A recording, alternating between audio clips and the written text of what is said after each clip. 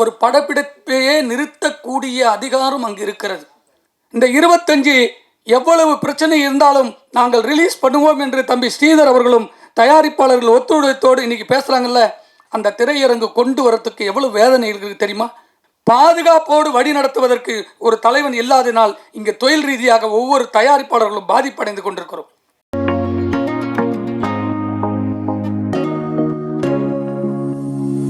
ஊடக நண்பர்களுக்கு வணக்கம். விழாவே கொஞ்சம் லேட் ஆகிடுச்சு. அதனால் இவ்வளோ நேரம் வெயிட் பண்ணுற உங்களுடைய ப்ரெஸ்ஸுக்கு எல்லாருக்கும் தயாரிப்பாளர் சார்பாக நானே வருத்தத்தை நன்றியும் சொல்லிக்கிறேன். காரணம், இந்த சிறுபடத்தை தான் நம்ம ஊக்கப்படுத்தணும், உற்சாகப்படுத்தணும், அதற்கான அங்கீகாரத்தை கொடுக்கணும். அவ்வளோ பொறுமையாக இருந்து இந்த ஃபங்க்ஷனை ஆரம்பிக்கிற வரைக்கும் நீங்கள் இருக்கிறதுலே மகிழ்ச்சி. தமிழ் சினிமா அப்படின்னு சொன்னால் மறக்க முடியாத ஒரு தயாரிப்பாளர், இயக்குனர். இந்த 2 இனங்கள் இல்லை என்று சொன்னால் தமிழ் சினிமாவே இல்லைன்றதான் என்னுடைய கண்ணோட்டத்தில் நான் பார்க்கிறேன். தமிழ் சினிமாவினுடைய ஒரு முத்தாக, ஒரு பொக்கிஷமாக பாதுகாக்க வேண்டிய ஐயா பாரதிராஜா அவர்கள், அவருடைய படைப்பிலிருந்து வந்திருக்கக்கூடிய பருத்தி படத்தினுடைய இயக்குனர் குரு அவர்கள் அந்த இசை சாங்கை பார்க்குற போது விஷுவலில் ஒரு யதார்த்தமான படைப்பு இந்த கதையில் இருக்கிறது என்பதனை மிக ஆணித்தரமாக பார்க்கிறேன். காரணம், அந்த பாடல் வரிகளிலும் சரி, அந்த பாடலில் இருக்கக்கூடிய இசையும் சரி, அதில் நடித்திருக்கக்கூடிய அம்மாவாக இருக்கக்கூடிய சோனியா அகர்வால் அவர்களை பார்க்குற போது அந்த குழந்தை ஒரு யதார்த்தமான ஒரு வில்லேஜில் இருக்கக்கூடிய அந்த யதார்த்தமான 2 குழந்தைகள் அதையெல்லாம் பாடலாக ஒளிப்பதிவு செய்திருக்கக்கூடிய ஒளிப்பதிவாளர்கள், எடிட்டர், அந்த மேக்கிங், இதெல்லாம் பார்க்குற போது ஒரு யதார்த்தமான பாரதிராஜாவுடைய பள்ளிக்கூடத்திலிருந்து வந்திருக்கக்கூடிய குரு அவர்கள் எப்பொழுதுமே இருட்டில் இல்லை என்பதனை அவர் உணர்ந்திருக்க வேண்டும். காரணம், அவர் இருந்து வந்திருக்கக்கூடிய பள்ளிக்கூடம் எப்பொழுதுமே வெளிச்சமாக இருந்திருக்கக்கூடிய பள்ளிக்கூடம்.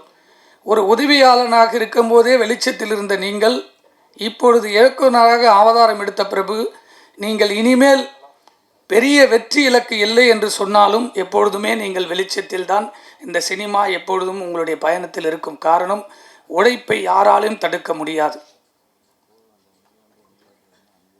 அப்படி தமிழ் சினிமாவில் பாதுகாக்க வேண்டிய ஐயா பாரதிராஜா அவர்களை பெயரையும் உருவத்தையும் மட்டுமே பார்த்து சினிமாவில் வந்திருக்கக்கூடிய எவ்வளவோ கலைஞர்கள் இருக்கிறோம், எவ்வளவோ படைப்பாளிகள் இருக்கிறோம், எவ்வளவோ தயாரிப்பாளர்கள் இருக்கிறோம்.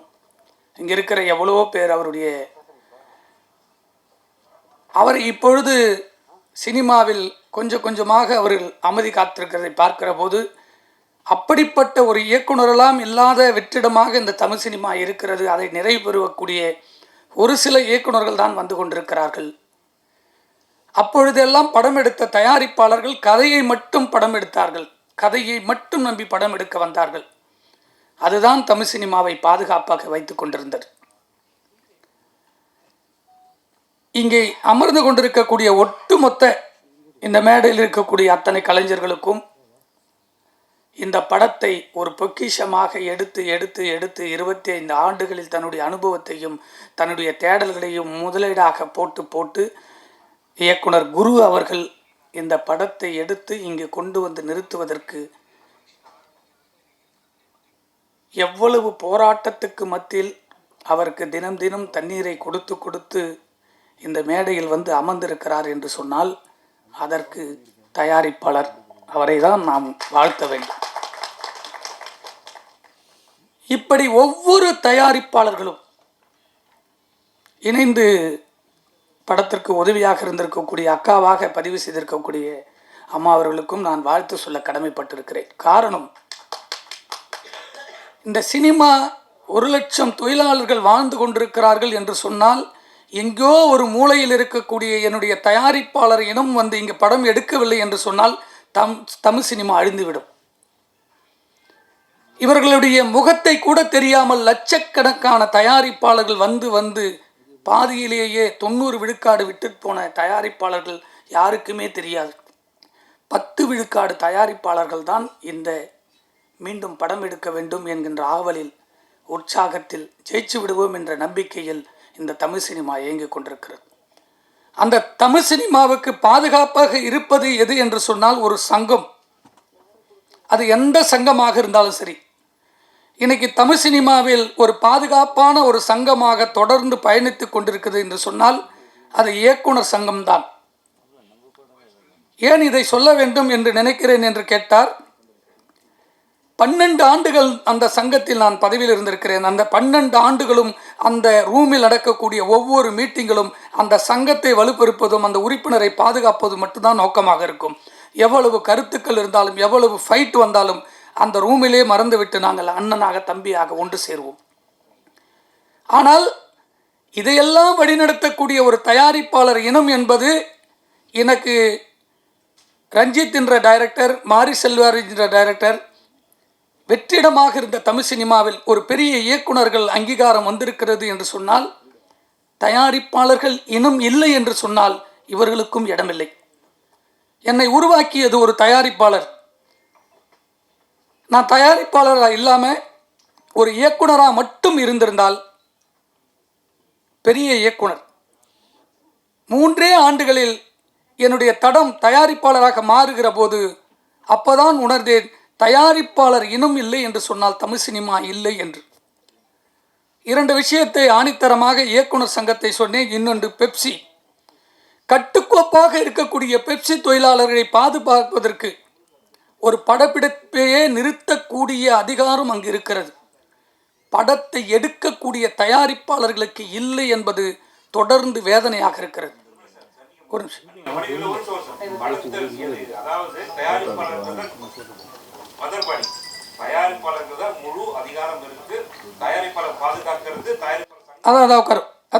அதான் பேச போறோம்.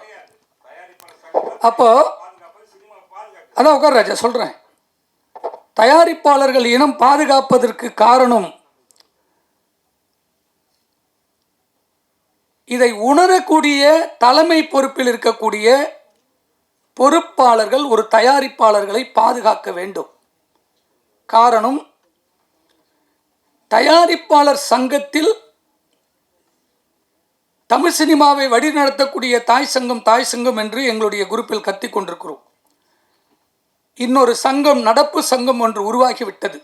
அதற்கு தான் பொக்கிஷமாக பாதுகாக்கக்கூடிய ஐயா பாரதராஜா என்று நான் ஆரம்பித்திருக்கிறேன். இந்த படத்தால் குறைந்தது எவ்வளவு பேர் வாழ்ந்திருப்பார்கள்? பருத்தி என்ற ஒரு படத்தால் இந்த தயாரிப்பாளர் இல்லை என்று சொன்னால் இந்த படம் வெளிவருவதற்கு எவ்வளவு?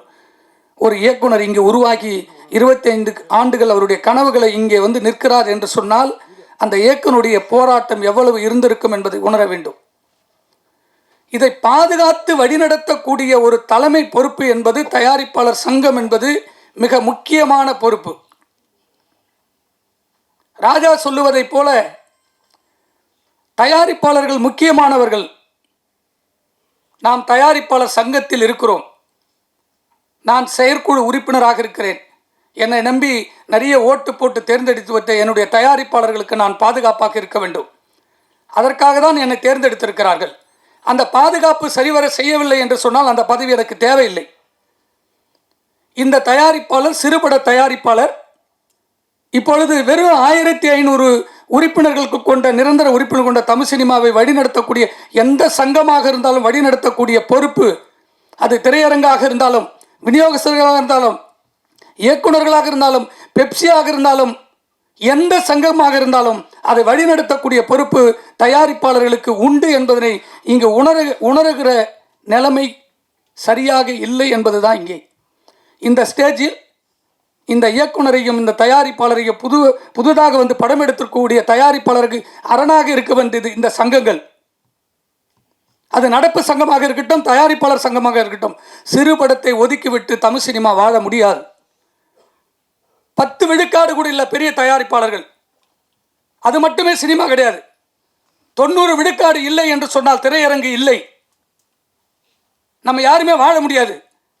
இன்றைக்கி மாதத்தில் 40 ஆடியோ ஃபங்க்ஷன் நடக்குது, 45 ரிலீஸ் படங்கள் போட்டு போட்டு நிற்குது. 25லேருந்து 31 படம் மாதத்தில் ரிலீஸ் ஆகிட்டு இருக்கு. அந்த ப்ரொடியூசரை பற்றி ஒரு நாளும் கனவு கூட நினச்சி கூட பார்த்த எத்தனை சங்கங்கள் இருக்குது?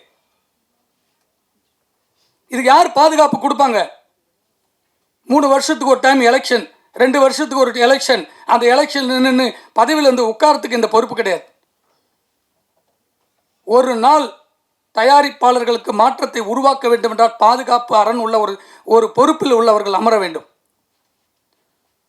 என் தயாரிப்பாளர் வந்து நின்று ஒரு சால்வை போட்டு ஒரு பொக்கை போட்டு கொடுத்துட்டு போனோம். அதுக்கு தான் ஒரு சங்கங்கள். அது இல்லை என்பதுதான் மத வேதனையாக இருக்கிறது. நானே ஒரு செயற்குழு உறுப்பினராக இங்கே பதிவு செய்வதற்கு காரணம், திரையரங்கு அவர்கள் சொல்லுவது சட்டமாக இருக்கிறது, விநியோகஸ்தர்கள் அவர்கள் சொல்லுவது சட்டமாக இருக்கிறது. ஷூட்டிங்கை நிறுத்தக்கூடிய அதிகாரி, ஷூட்டிங்கை நடத்தக்கூடிய என் தயாரிப்பாளர்களுக்கு எத்தனை பேர் பாதுகாப்பு கொடுப்பதற்கு வருகிறார்கள்? இதையெல்லாம் நான் மன வேதனையில் தான் செய்கிறேன். காரணம், ஒவ்வொரு காலகட்டத்தில் சிறுபடங்கள் நசுக்கப்படுகிறது. அன்பு தம்பி பிரஜன் அவர்கள் ஒரு ஹீரோவாக நடிச்சிருக்காரு. எத்தனை படம் நடிச்சிருக்காரு தெரியுமா? ஒவ்வொரு படமும் பொக்கிஷம். அந்த படத்தை திரையில் கொண்டு வந்து நிறுத்துறதுக்கு எவ்வளவு போராட்டங்கள். ஒரு ஹீரோ சும்மா உடனே உருவாக்கிட முடியாது. இந்த 25 எவ்வளவு பிரச்சனை இருந்தாலும் நாங்கள் ரிலீஸ் பண்ணுவோம் என்று தம்பி ஸ்ரீதர் அவர்களும் தயாரிப்பாளர்கள் ஒத்துழைத்தோடு இன்னைக்கு பேசுகிறாங்கல்ல. அந்த திரையரங்கு கொண்டு வரத்துக்கு எவ்வளவு வேதனை இருக்குது தெரியுமா? அது அவங்க 2 பேருக்கு மட்டும்தான் தெரியும். இரவு வரைக்கும் தெரியாது. ரிலீஸ் ஆன பிற்பாடு தெரியாது எவ்வளோ பிரச்சனை இருக்குன்னு. 50 தேட்டர் கொடுத்துருவாங்க, 25 தேட்டர் கொடுத்துருவாங்க, 100 தேட்டர் வந்துடுவோம். வராது, கொடுக்க மாட்டாங்க.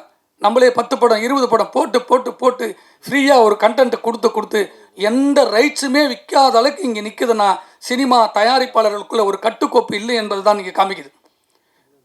நான் எடுக்கிற படம் யாரோ போட்டுக்கிட்டு இருக்கான். கோடிகளை போட்டு எடுத்திருக்கக்கூடிய ஒரு தயாரிப்பாளருடைய பணம் ரிலீஸ் வரைக்கும் இன்னைக்கு வரைக்கும் ஒரு ஆடியோ விற்க மாட்டேங்குது. ஆனால் அடுத்த நாள் பார்த்தீங்கன்னா எல்லா சோசியல் மீடியாலாம் டைலர் இருக்கும், சாங் இருக்கும். சாப்பாட்டு கடையில் போய் 10 ரூபா கொடுத்தா தான் 2 இட்லி கொடுப்பாங்க. அந்த ஹோட்டலுக்கு எடுத்தாப்புல என் பொருள் இங்கே சும்மா போயிட்டுருக்கு. எந்த லாங்குவேஜிலுமே பிஸ்னஸ் இல்லை. 90 விழுக்காடு. இந்த 90 விழுக்காடு படத்தை ஒரே குடையின் கீழ் தயாரிப்பாளர் சங்கம் தான் இங்கே சைன் பண்ணி கொண்டு வந்தா எந்த மீடியாவில், எந்த சேனலில், எந்த பிஸ்னஸுமே நடக்காது. இங்கே கண்ட்ரோலில் வரும். ரஜினி படத்துக்கு இன்றைக்கி ஓடிடி வாங்கிட்டாங்களா? இல்லை கமல் படத்துக்கு வாங்குறாங்களா? இல்லை அஜித் படத்துக்கு இன்றைக்கி ஷூட்டிங் பண்ணும்போதா? விஜய் படம் எந்த பெரிய படம் 10 படத்தினுடைய ஹீரோங்களுக்கு இன்றைக்கி ஃபைனான்ஸ் கொடுக்கறதுக்கு ஆளுகளில், படம் எடுக்கிறதுக்கு ஆள் கிடையாது. 90 விழுக்காடு ப்ரொடியூசர்கள் என்னுடைய சொந்த தயாரிப்பாளர்கள் சொந்த பணத்தை வீட்டிலேருந்து நகையை வச்சு வீட்டு விற்று முடியாமல் எடுத்துன்னு வந்து ரிலீஸ் பண்ணுறாங்க. இந்த படத்துக்கு யாரும் ஃபைனான்ஸும் கொடுக்குறது கிடையாது. இதை பாதுகாக்கக்கூடிய அரணாக தான் தயாரிப்பாளர் சங்கம் இருக்கணும். பதவியில் இருக்கிறது மட்டும் சுகம் கிடையாது. ஒரு அரணாக நின்று பெப்சியையும் இயக்குனர் சங்கத்தையும் வழிநடத்துகிற செல்மணியைப் போல அவரையே சங்கம் எடுத்து வழிநடத்தக்கூடிய ஒரு தலைவனாக இங்கு வந்து அமர வேண்டும். பதவி என்பது தோளில் போடுகிற துண்டை போல என் தயாரிப்பாளர்களை பாதுகாப்போடு வழி நடத்துவதற்கு ஒரு தலைவன் இல்லாதனால் இங்கே தொழில் ரீதியாக ஒவ்வொரு தயாரிப்பாளர்களும் பாதிப்படைந்து கொண்டிருக்கிறோம். இதை தட்டி கேட்கறதுக்கு ஆள் இல்லை, ஒரு ஆள் இல்லை. இவ்வளவு பெரிய கலைஞர்களை கொண்டு பருத்தி என்ற திரைப்படம் இன்னைக்கு அதுக்கு முன்னாடி பூஜை போட்டால் குறைஞ்சது எஃப்எம்எஸ் ஒரு 10 லட்சம் விற்றுருக்கோம். ஆடியோ ஒரு 2 லட்சம் போகும். தெலுங்கு வந்து 2 லட்சம் கொடுத்து வாங்கிட்டு போங்க. மலையாளம், கன்னடம் எல்லாமே போகும். சேட்டலைட் போகும். இன்னைக்கு வரைக்கும் இந்த பிளாட்பாரத்தில் எதில் ஓடிடியில் போகிறதுன்னு கூட தெரியாமல் வாரத்தில் 25 ப்ரொடியூசர் தவிச்சு கொண்டிருக்கார். ஒரே நைட்டில் இதை நிறுத்தி தயாரிப்பாளர்கள் விற்க முடியும் என்ற போராட்டம் எவ்வளவோ காலகட்டத்தில் ஒவ்வொருவரும் அந்த 10 பேர் வாழறதுக்காக சினிமாவை வச்சுட்டு இருக்காங்க. 10 பெரிய ஆளுங்க. ஒவ்வொரு ஃபங்க்ஷனில் அதான் சொல்கிறேன், விவேகானந்தர் போல் 100 இளைஞர்களை போல சினிமாவை மாற்ற முடியும். தயாரிப்பாளர்களுக்கு பாதுகாக்க வேண்டும் என்பதை போல என் படம் எடுக்கிற தயாரிப்பாளர்கள் தொழில் ரீதியாக ஒவ்வொரு நாளும் விற்கணுன்றத சட்டத்திலே இருக்குது. எல்லாம் ஃப்ரீயாக போய்ட்டுருக்கு. படம் ரிலீஸ் ஆகுது. இன்றைக்கி நைட்டு காலையில் பாருங்கள், எல்லா படமே பிளாக்கில் ஓடுது. அன்றைக்கி பைரேசி போய் தட்டி கேட்டாங்க. இன்றைக்கி பைரேசியே தேவையில்லை, ஆன்லைனில் போட்டு போயிட்டே இருக்கான். அவன் எங்கே இருக்கான்னு கூட கண்டுபிடிக்க முடியல. இது தமிழ்நாட்டில் மட்டும்தான் நடக்குது. ஒரு கேரளாவில் எந்த படமான ரிலீஸ் போல பார்க்கலாம், தெலுங்கில் பாருங்கள், மலையாளத்தில் பாருங்கள், ஹிந்தியில் பாருங்கள், தமிழ்நாட்டில் ரிலீஸ் பண்ணுற எல்லா படமும் அன்றைக்கி நைட் ரிலீஸ் ஆகும். ஏன் அரசாங்கத்துக்கு தெரியாதா? போலீஸ் டிபார்ட்மெண்ட்டுக்கு தெரியாதா? தமிழ்நாட்டில் மட்டும் ஏன் ரிலீஸ் ஆகுது? எந்த ரைட்ஸும் விற்கல, ஆனால் எல்லா படங்களும் ஆன்லைனில் வருது. மற்ற ஸ்டேட்டில் நீங்கள் பார்க்கவே முடியாது. இதுக்கு கூட தனிப்பட்ட ஒரு மனுஷனாக 10 கம்ப்ளைண்ட் கொடுத்துருக்கேன் கமிஷன்ஸில் போய்ட்டு, 1 2 இல்லை. ஒரு படம் இன்னைக்கு கோடிகளை போட்டு படம் எடுக்கக்கூடிய ஒரு தயாரிப்பாளர்களுக்கு பாதுகாப்பு வேண்டும் என்பது தான் நோக்கமாக இருக்கு. தொழில் ரீதியாக எல்லா விஷயத்திலுமே இந்த படம் எனக்கு தெரிஞ்சு குறைஞ்சது 2 கோடி ரூபாய், மினிமம் 2 கோடி ரூபாய் போட்டு படம் எடுத்திருப்பாங்க. ஒரு அழகான முத்துப்போல அதை பாரதிராஜா சொன்ன ஒரு கனவுகளை சுமந்து வந்திருப்பார் இயக்குனர் அவர்கள். என்னுடைய அலுவலகத்தில் 3 டைம் வரும்போது மென்மையாக பேசினா அவ்வளோ கருத்துக்களை வச்சிருக்காரு. அதனால தான் அவர் மென்மையாக இருக்கார். அதே போல் இந்த ஸ்ரீதர் ரிலீஸ் பண்ணுற அந்த படத்துக்கு இந்த ஸ்டேஜில் வந்திருக்கக்கூடிய உதய அண்ணன் இப்போ லாஸ்ட்டாக ஒரு படம் பண்ணார். ஒரு இயக்குனர் சங்கம் மட்டும் இல்லை, அவங்க அண்ணனையோ தம்பியோ அவங்க குடும்பத்தையோ யாரையுமே நம்பாத இருக்க உதயா அவர்கள் இப்போ லாஸ்ட்டாக ஒரு படம் எடுத்தார். நீங்கள் இருக்கிறீங்க யார் எடுத்த மாதிரி, நீ 1 லட்சம் இல்லைங்க, 1 கோடி கொடுத்தீங்கன்னா கூட மொத்தத்தை எடுத்து சினிமாவில் தான் போடுவார். மொத்தத்தையும் சினிமாவில் தான் போடுவார். கதை கேட்பார். டெய்லி 2000 பணம் கூட வாங்கி ஒரு ஆளை உட்கார வச்சு கதையை கேட்டு அந்த கதைக்கான இருக்குது. அதுபோல் ஒரு தயாரிப்பாளர் கதைகள் கேட்கணும், படம் எடுக்கிறதுக்கான மோட்டிவேஷன் கொடுக்கணும், பாதுகாப்பு கொடுக்கணும். என் ப்ரொடியூசர் வந்து மெம்பர் ஆகுறாங்களா சார், என்ன நான் எல்லாத்தையும் போட்டு உட்கார வச்சு ஸ்கூட்டிங் பண்ணணும். அப்போ தான் அந்த சினிமா வளர்ச்சி அடையும், தயாரிப்பாளர்கள் வளர்ச்சி அடையும், சினிமா மொத்தத்தில் இருக்க கலைஞர்களும் பெரிய வெற்றி அடையும்.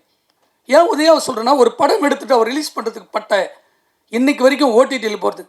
அசோக் செல்லுன்னு ஒரு படம் நான் சொல்லியிருப்பேன், இன்னைக்கு வரைக்கும் அந்த படத்துக்கு சேட்டலைட் விற்க முடியல, வேறு லாங்குவேஜ் விற்க முடியல.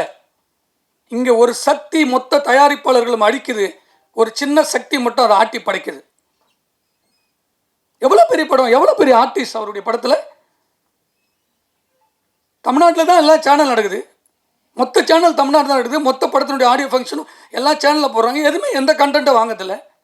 அப்போ தயாரிப்பாளர் சங்கம் நான் இப்போ சொல்லுகிறேன், அந்த பொறுப்பில் நான் இருந்தால் ஒரே நைட்டில் ஒரு மாற்றத்தை உருவாக்க முடியும். ஒரு நாள் இரவில் விஷால் வந்து ஒரு பெரிய தமிழ் சினிமாவில் மாற்றத்தை எல்லாரையும் ஓட விட்டாப்ல, தயாரிப்பாளர் தான் அப்படின்னு விஷால் உட்காந்து ஒரு நைட்டில் மாற்றத்தை உருவாக்க முடியும். அந்த மாற்றம் விரைவில் வரும். என் தயாரிப்பாளர்களுக்கு பாதுகாப்பு கிடைக்கும் என்பதனை வலியுறுத்தி விடைபெறுகிறேன். நன்றி, வணக்கம்.